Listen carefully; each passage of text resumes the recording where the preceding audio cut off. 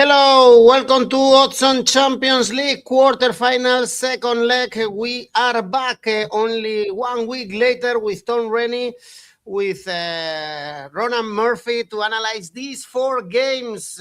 We have Bayern Munich, Arsenal, Atletico de Madrid, and PSG only one step away from the semifinals. But, of course, they have at least not to lose in the second leg. So let's see if our experts think we are going to see surprises this week.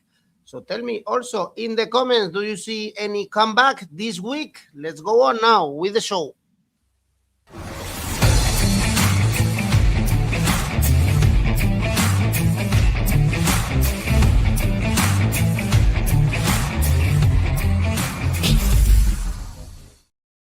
And we start in Madrid, Atletico de Madrid, Barcelona. This was the only surprise we saw in the first leg since Barcelona were favorites for the game and for the tie. But be careful with this Atletico de Madrid. They are competitive in the Champions League. Simeone knows how to play Barcelona, especially in Europe. And I was reading some interesting stats about Simeone. For instance, he has never lost at home in a Champions League tie with Atletico de Madrid and is 20 games playing at home in Champions League ties. So this is big. And also only once a team has overcome a 2-0 defeat at home. It was Man United playing against PSG some years ago, and then you have the magic of the Metropolitano, a very difficult stadium to play in, especially, of course, when you are not the local. So it's going to be very difficult,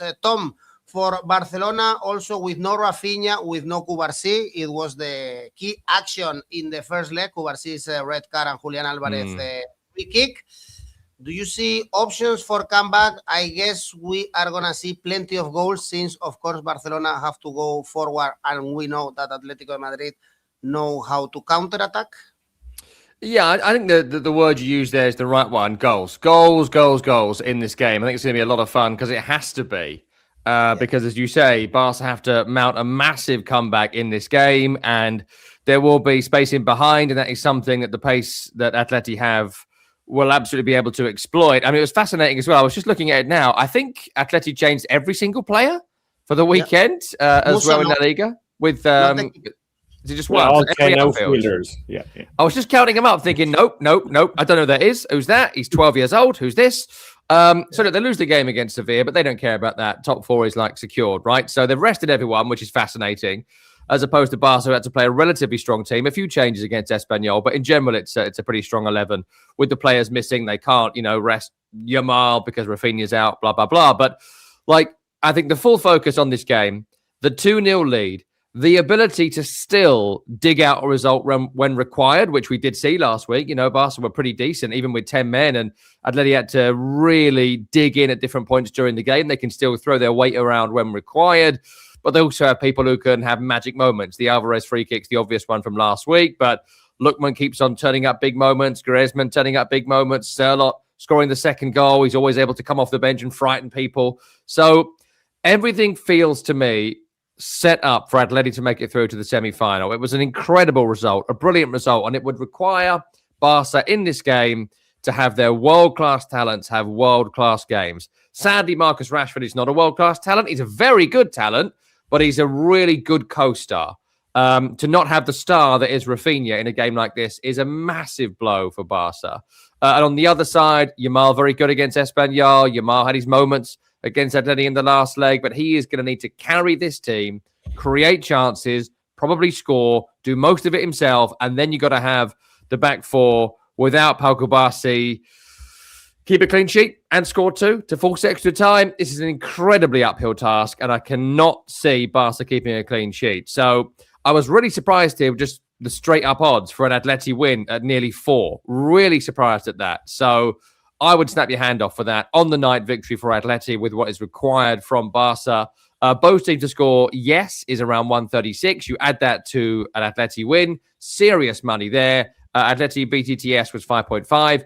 Barca win on the night, and both teams to score is 2.63. There is going to be goals in this game. And I've got Atleti, draw, and over 2.5. put them all together, comes in at W money, just over 3.25. So I think Atleti get through. All right, it's very difficult indeed to play in the Metropolitano. We saw, though, this season already, Ronan, Atletico with a good lead. It was in Copa del Rey, playing at home, 4-0, and then just building a wall and defending the 90 minutes against Barcelona. To be honest, I expect a little bit a different game. I expect Atletico de Madrid to be much more aggressive since they are playing at home. But I know you are confident on this Barcelona despite the result. Is because Hansi Flick? You like Hansi Flick? Spoilers, you've given it all away there. But yeah, I suppose that Tom and I can't agree on everything. I do agree with the commenter that we have Sam Knight who says, love you, Mr. Tom. And I think that's a feeling that we all agree here. But for this match, yes, I think looking back at that Copa del Rey kind of collapse that Atleti had before, it is possible. And yeah, I am a big fan of Hansi Flick. I am a big fan of the way Hansi Flick plays. And you kind of have to go into this wondering how Simeone will set up, because you saw him try to go back to his kind of traditional defensive approach before against Barcelona after having a big lead, and it didn't work. So will he go for this more aggressive, try and get Barca on the counter, maybe press Barca a little even to make them make mistakes, because we know their defense isn't as good. It won't be without 𝐬𝐭𝐴 in the lineup. So yeah, this is a match which does scream goals. I think that one is definitely the likely outcome is that there's going to be goals in this match. But can Barcelona get enough of those goals to help them go through? I think maybe they can. The most common result in Madrid is a 1-2, which also happened earlier this month, obviously. But Barcelona have scored and had big wins in Madrid in recent years. They won 3-0 away in 23-24. They won 4-2 away in 24-25. Both of those results will be good enough in this game. They have won 13 the last 23 meetings. So they do kind of have history on their side against Atleti. They are used to playing in the latter stage of the Champions League, although someone did say on the show last week that he did envision Atletico Madrid playing in the Champions League final. Edu, that was a great tip. That is looking like a great tip now. But yeah, this is kind of, history isn't on their side. You talked about Man United turning over that 2-0 deficit before in the Champions League. Of the 115 Champions League knockout games where the home team has lost the first leg, only 7 of the teams have progressed after them, and 3 of those 7 were on the away goal rule.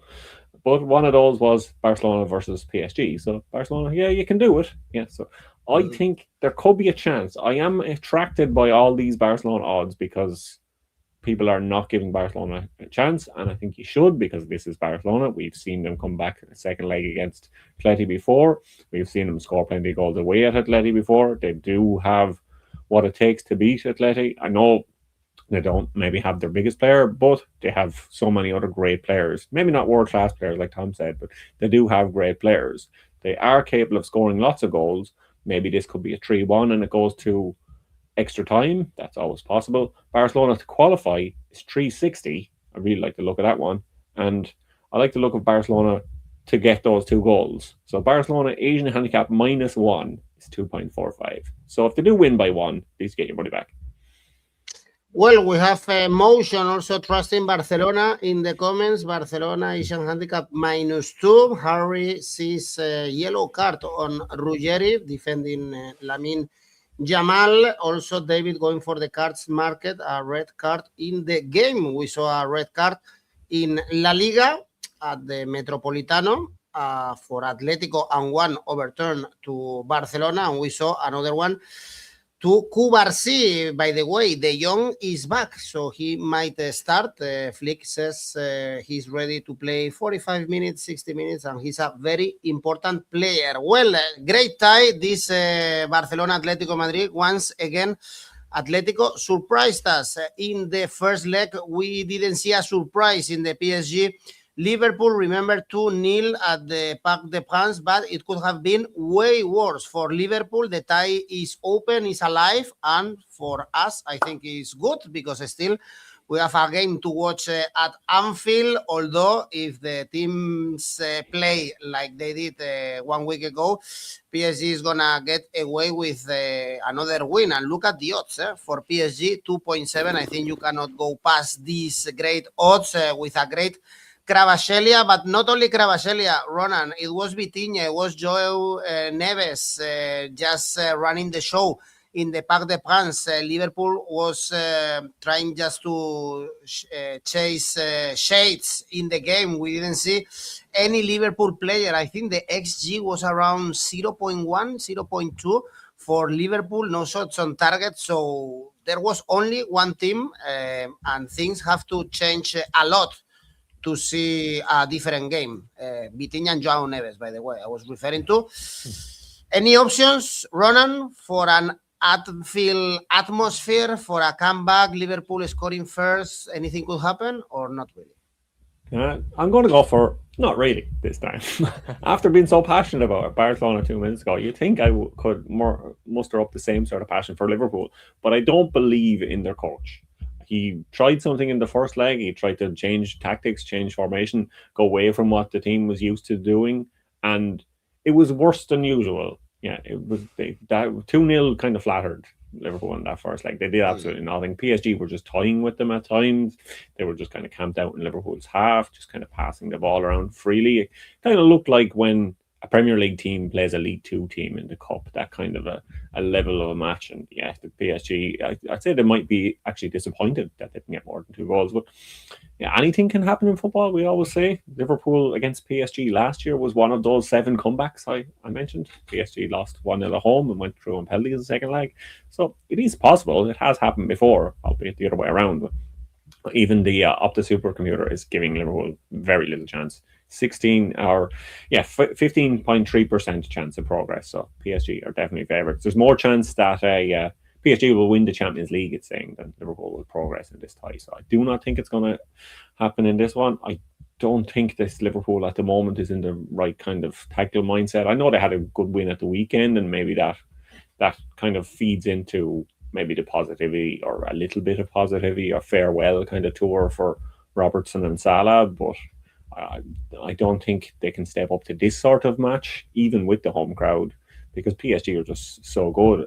Watching PSG last week and watching Bayern Munich last week, that is kind of what you want to see, or how you want to see football being played. And we don't necessarily get it too often in the Premier League. There's too many set-piece goals, but you don't get it in some of the other leagues as well, because teams like PSG and Bayern, probably because they're so dominant in their own leagues, they are the 2 teams that are most likely to play football like this, because they can kind of rest and rotate players in their domestic leagues to focus on the Champions League or play matches like this. So PSG, they just look too good. I think they will be confident that they can come out and put the tie to bed early. Even if they could score in the first half, that would be a huge boost for them. Liverpool obviously need to score early themselves to get a chance to get back into their game and get the fans on their side to turn things around. So I like first half goals over 1.25 is 178. So I think there could be a couple of goals in the first half, but if you get some sort of money back if they're just one.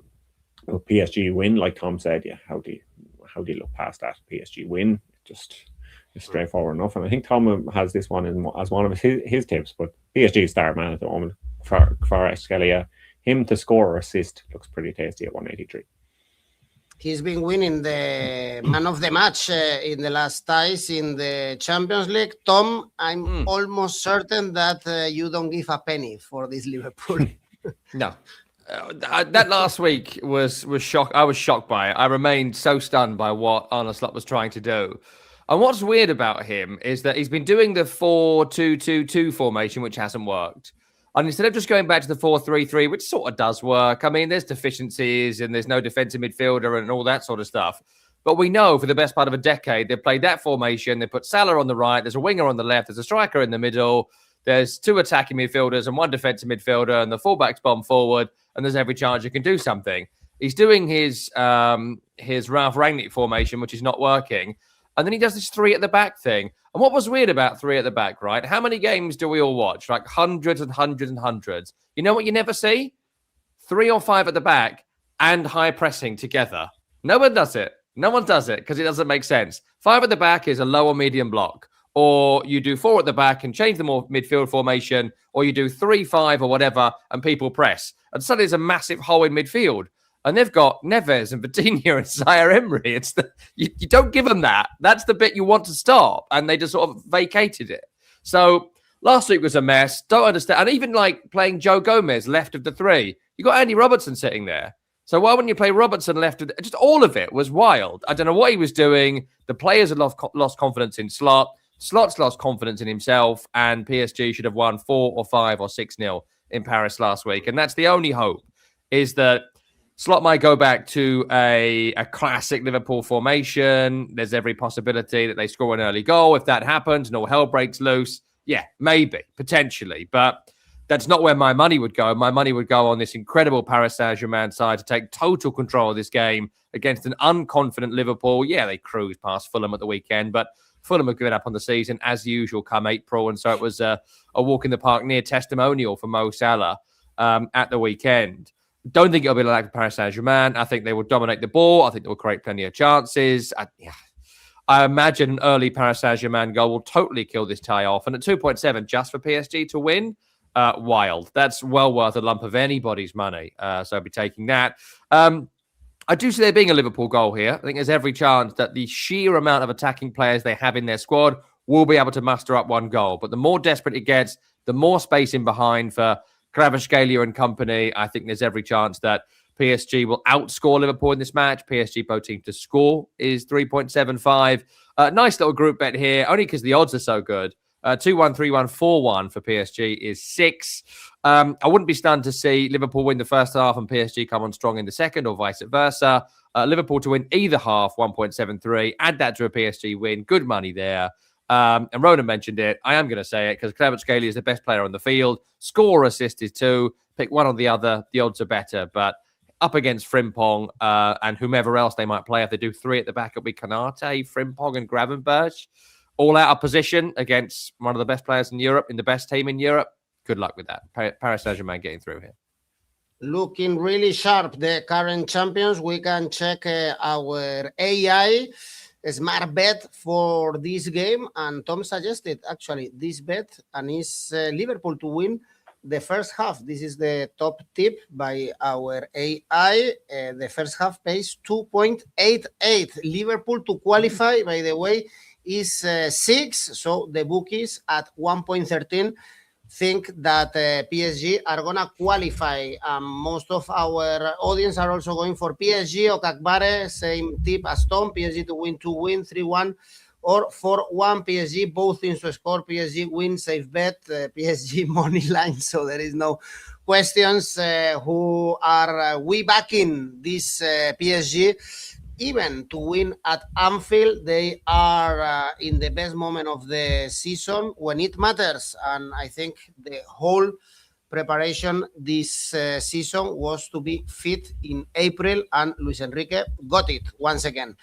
For Wednesday, 2 other games. Arsenal Sporting is the first one. Everyone is shaky, I would say, in the Gunners, especially after the defeat against Bournemouth. But not only that, of course, the defeat in the League Cup final, in the Carabao Cup, in the FA Cup against Man City. No one is working. Nothing is working in this Arsenal. We were mentioning it, Tom, in our video. Also, the good money for Bournemouth to get something out of the Emirates, and somehow now it looks really likely that they can bottle the Premier League once again. And who knows also if Sporting can put Arsenal in trouble, since they lack confidence at this moment in time. And we saw 1 week ago how David Raya was the best man of Arsenal in Lisbon.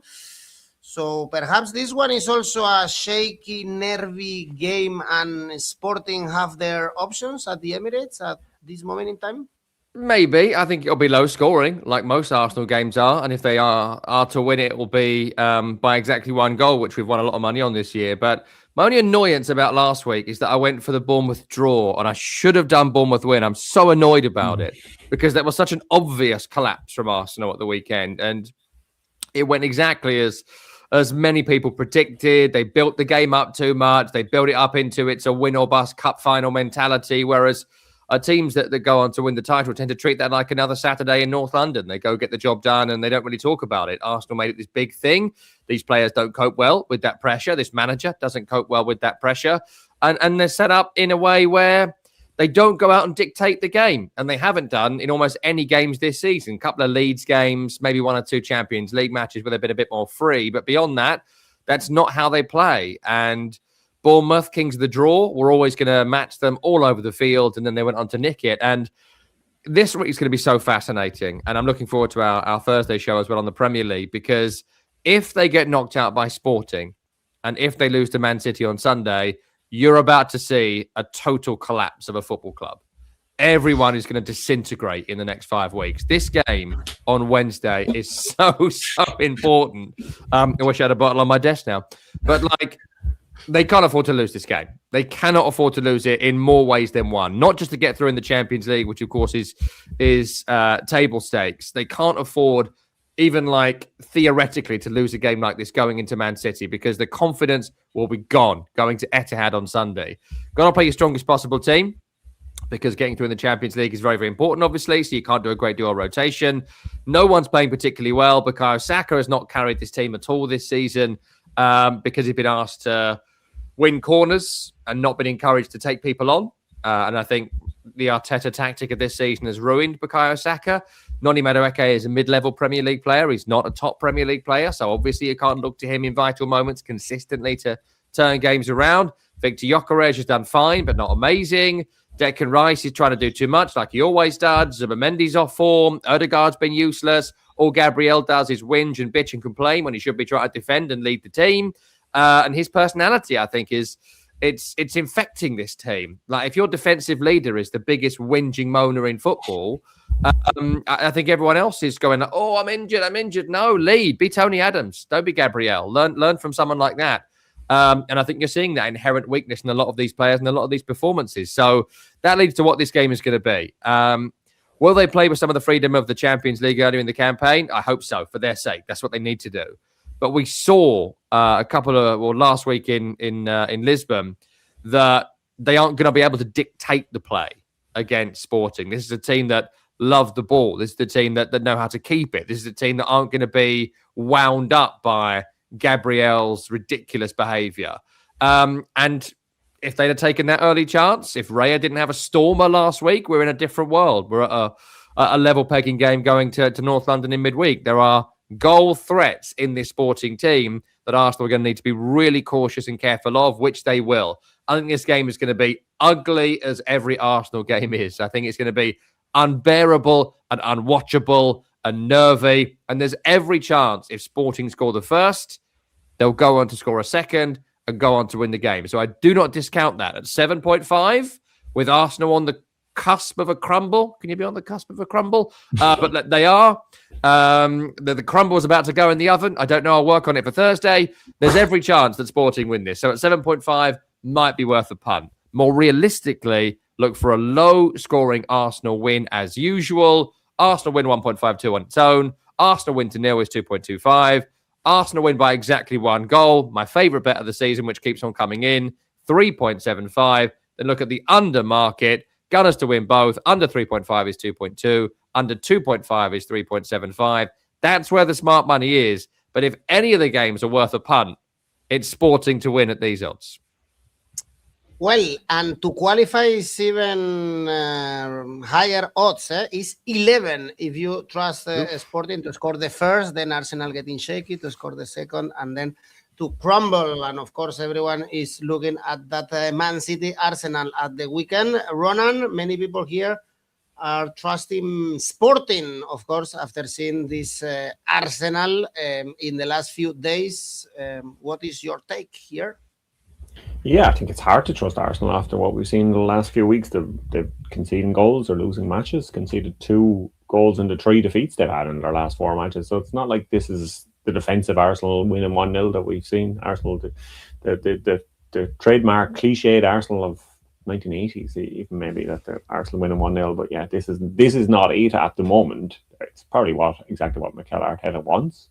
He will be happy enough just to win every game 1-0, but it's not happening for them at the moment. And that kind of, we've seen it before in the second half of seasons where Arsenal kind of injuries set in, or then they don't have their full fitness and then they start to slip up at times. But this season, they can't necessarily blame the injuries. It's just mentality seems to be the problem. Like Tom said, some of these players, are they fit to be winners. They needed maybe to have won the League Cup final, perhaps, and then that would have been a huge boost for them, and they could see, oh, we are winners, and then they would have that belief. But they just don't look to have that belief at the moment. And Sporting, on the other hand, they are a team who have a lot of belief because they've had so much domestic success. They know how to do it. And we saw it last week in the first leg that Sporting were more than a match for Arsenal. They were not overwhelmed by the level of the game at all. They weren't overwhelmed by the level of opponent. It showed that they can come back in earlier rounds of the competition, especially against 𝐵𝗲𝗍𝐻 when they looked dead and buried. So, yeah, maybe Arsenal are on that 𝐿𝐵𝗍𝗍𝐿 or the custard with crumbs that Harry is saying, the custard or crumble that Harry is saying in the comments. Maybe we'll have some sort of just desserts for Arsenal in the next few weeks. But yeah, Sporting, they are the least fancied team according to the supercomputer to go through. Arsenal have a 91.6% chance to go through of the 10,000 simulations that Opta ran. But I would not be shocked to see Sporting go through. That's why I'm staying away from saying Arsenal are going to win. I'm staying away from saying Sporting are going to win, because we have seen that Sporting can score goals. They've won their last 2 away games. They're good on the road. They kind of were looking ahead to this game, so they did not smash their opponents at the weekend, but they still won. So I think this could be a match. I'm going to disagree with Tom. It hasn't happened a lot in this episode, but I'm going to disagree with Tom. I think this could be a match where both teams score. Both teams have scored 49% of the time for Arsenal this season, which is surprising, and 55% of the time for Sporting, which isn't that surprising because they score so many goals, but you thought maybe they might be a bit better defensively against the weaker teams in Portugal, but they're not. So these are teams that could score goals. If Sporting were to score first, this game could be wild. It could be the most entertaining match of the 4 matches we have. So both teams to score, yes, is appealing to me at 2-2. Well, let's see if Arsenal keep screwing it up. Under 2.5 goals, Slimy is telling us also Viteri going for under in this game. Pahakuti. Don't we all? Don't we all? Names are getting more and more difficult. Probably some bad word in Finnish or something like this. I'm telling you, Atletico will make it to the final, but probably they lose it to Bayern Munich. Well, Bayern or PSG. And talking about Bayern, our last game is in the Allianz Arena. Bayern Munich, Real Madrid, after the fully entertaining game we saw on Tuesday at the Bernabeu. Saves, attacks, controversial decisions from the referee. We had it all. It was a great football game, but Bayern Munich won 2-1, so they are almost in the semifinals. There were some people believing that Real Madrid could come back, especially after seeing how many chances Neuer saved, but I guess after seeing Real Madrid once again in La Liga against Girona on Friday, they are even more pessimistic. Ronan, Real Madrid needed a miracle indeed at the Allianz, not because they didn't create chances, as I said. Actually, Mbappe and Vinicius had a very bad game. In a good day, they could have scored 2 or 3. But the team is not working. 𝐿𝐵𝗀𝗀 is suspended, and Bayern Munich were just the best team. If we don't look just only at the chances, but at the way these teams played, the show was run by 𝐿𝐵𝗀𝗀 and analyse. Yeah, it was. It was kind of there was some great chances for Bayern Munich that they didn't convert themselves, and there was a 𝐵𝗀𝗀 chance near the end, and would have been one of the goals of the tournament, one of the goals of the season. It was just such a great team build up for the play that 𝐵𝗀𝗀 then put wide. And you kind of look at a couple of chances that Luis Diaz maybe also could have picked out a better pass, and Bayern could have been kind of 4-1 up maybe after the first leg, and then it would have been totally over. But I think for most people, they kind of see this one as being over. 86.9% chance that Bayern Munich are going to go through. Real Madrid have actually played in one of those 7 comeback games I mentioned earlier of the 115 come from behind matches. But it was a loss against Ajax in 18-19. Erik ten Hag, you might remember that one. I do. Yeah. But so it's high. Yeah. Real Madrid have been involved before, but not in the good way. Not in the good way. And I'm not sure they will be either. I'm disappointed now after Tom saying he went for his favourite bet of the season again, that I didn't go for my favourite bet of the season. I have gone for Harry Kane to score, because that always happens. That's nearly a guarantee in every match he plays. 178 he is to score, somewhere around there. But I haven't gone for 𝐿𝐿𝐴 to assist. That is usually a very careful one for me. But the odds aren't as high as usual. That's why I'm steering clear of it.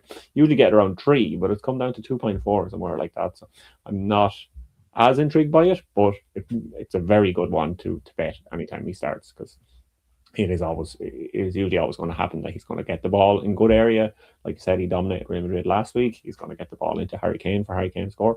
Harry Kane did not play at all against 𝐸 at the weekend, despite me saying that if he did start, he was going to score first, he was going to score twice, he was going to break all the records. Yeah, so he has been fully rested then for this match. Him scoring is going to happen. Bayern Munich to win, I also like to happen, but I think after the disappointment of the first leg, where he did score, but he didn't assist, he will be kicking himself and determined to put an assist in this week. And it's much better odds than 𝐿𝐴. I'm going for Luis Diaz to assist, because he has been sensational for Bayern Munich this season. He's been the signing of the season in the Bundesliga. He's been one of the signings of the season in Europe. And maybe Liverpool, if they had him still, they might have a chance. But they don't. And Bayern Munich have a great chance. Well, some people here trust Real Madrid, actually. I'm getting cheered up. Real Madrid could qualify if there is a change in hands. Real Madrid not losing in the arena. Well, Tom, of course, if Real Madrid score the first, or 𝗵𝐵 and Vinicius finally play a good football game and there is some chemistry between them, anything could happen if we see this Real Madrid that we saw against Man City. Yeah, I mean, that's the story of the Champions League, right? That's why that we're going to give you a few bets that will come in today. There'll be some that don't, because in the Champions League, in the quarterfinals, these great teams sometimes put in great performances. Every chance, Barca go to Atleti or Liverpool do an Anfield or whatever. And Real Madrid go into that group. Is this a good Real Madrid? Not really. Is it a great Real Madrid? Obviously not. Are the star players performing? No. Is the manager someone that you're going to remember in 6 months' time? Probably not. He's certainly not going to have the job. And I take the point entirely. They could have got a 2-2 out of the first leg because of the missed chances from Bayern, plus the kind of switch they had from 65 minutes onwards when Bellingham came on. All that comes together. So, look, I don't discount, as some of our listeners are and viewers are, that Real Madrid can turn this around, pull off a famous victory, and 𝗵𝐵 scores a hat-trick, and there's egg on everyone's face, and you never, ever doubt Real Madrid. What are you doing, you idiots, right? That's happened a million times, and they may well do it again. And when you've got Kylian Mbappe, when you've got Vinny Jr., when you've got, all being well, a fit Bellingham, you have 3 potentially world-class players on the field in offensive positions at the same time. Trouble is, of course, the rest of the team. Trouble is, of course, the coach.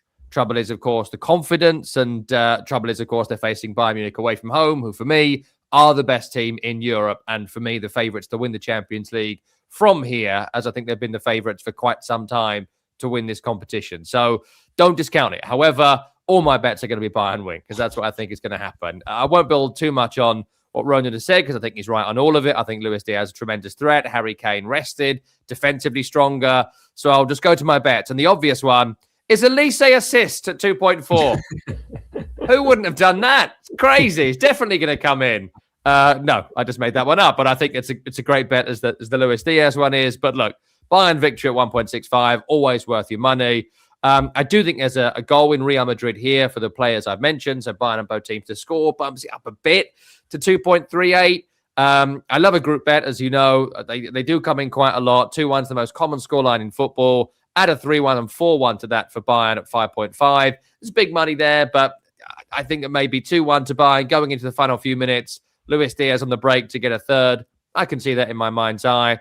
Always take the Kane bet anytime at 1.62. First goal is 4.33. First goal is always harder, but if you're going to make money on Kane, you kind of need to do that first or last. That's where the money is for him.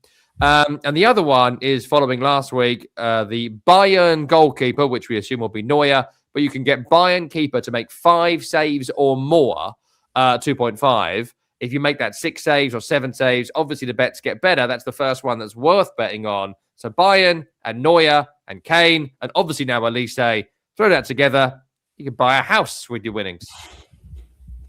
𝐿𝐿𝐴 is missing the game, by the way. This is massive also for Real Madrid midfielder. Not sure how 𝐜𝐵𝐻𝐻 is gonna replace him because we saw that 𝐬𝐭𝐚𝐲 is not out for the job. He's been a disaster this season, so he has to fit, in my opinion, also Bellingham in the midfield, since he has to trust the stars to come back and do something in the Arena, Real Madrid, or in the Allianz Arena. Real Madrid to qualify pays 7 if someone is brave enough to trust Los Blancos. Let's hope at least we can see as a good game as the first one. I think was really, really entertaining. Ferland Mendy is also back indeed, and these are great news since 𝐿𝐸 played with Carreras in the first leg, and 𝐜𝐵𝐻𝐻 has to change that indeed. Well, guys, this is it. Quarter-final, second leg. You've seen the analysis, the best bets. Let me remind you that we have our tipster competitions going on in Oddspedia. Your chance to win some money. There you go with our monthly tipster competitions, and also we have rivals where you can create your own tipster league, play with your friends, or join the ones that you see on the screen, and you can participate and get the prize pool that is there. Well, let's go with our safe bets. Tom. Tricky to find a safe bet in the Champions League quarter-final, but I'll take Bayern victory as the safest bet of what's there at 1.65. Ooh, I don't like it. Ronan? My one you might like more because it's a possibility it could turn out well for you. It's Bayern Munich and Real Madrid over 2.5 goals in the match at 1:30. Indeed. And the ACCA, Tom? Just a double for me. I'm not feeling that bold today, but I do think Bayern and Paris Saint-Germain to win at 4.21. It's rare you get those two teams to win for those sorts of odds, so take it. And Ronan? I went for control and C and control and V. I've gone for Bayern Munich to win and PSG to win. We actually picked these ahead of time and didn't know we had the exact same one, so we better be right. Copy paste. I hope you are not right. But let's see. Well, plenty of action. I think we are going to see plenty of goals in this second leg. I can take this almost for granted. Indeed. So let's have fun in the Champions League. Thank you, Tom. Thank you, Ronan. See you this week. Bye-bye. Bye-bye.